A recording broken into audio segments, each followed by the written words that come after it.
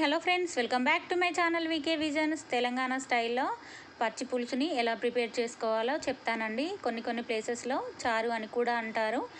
చింతపండుని ఒక బౌల్లోకి తీసుకొని 2 టైమ్స్ వాష్ చేసుకున్న తర్వాత కొన్ని వాటర్ వేసుకొని నానబెట్టుకోవాలి.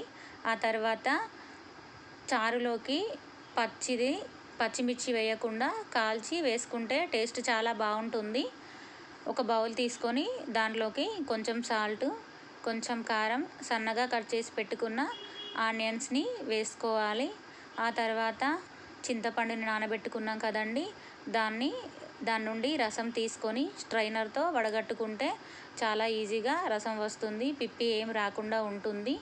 ఆ తర్వాత ముందుగా కాల్చి పెట్టుకున్న పచ్చిమిర్చి ఈ చారులోకి స్మాష్ చేసుకోవాలి. తర్వాత కొంచెం కొత్తిమీర వేసుకోవాలి. పోపు పెట్టుకోవడానికి స్టవ్ పైన కడాయి పెట్టుకొని ఆవాలు, జీలకర్ర వేసుకోవాలి. ఆ తర్వాత వెల్లుల్లి రెబ్బలు ఒక 2-3 దంచి పేస్ట్ లాగా దీంట్లో వేసుకోవాలి. కొంచెం పసుపుని కూడా యాడ్ చేసుకోవాలి. తర్వాత కరివేపాకుని. ఎంతో టేస్టీ అయిన చారు రెడీ.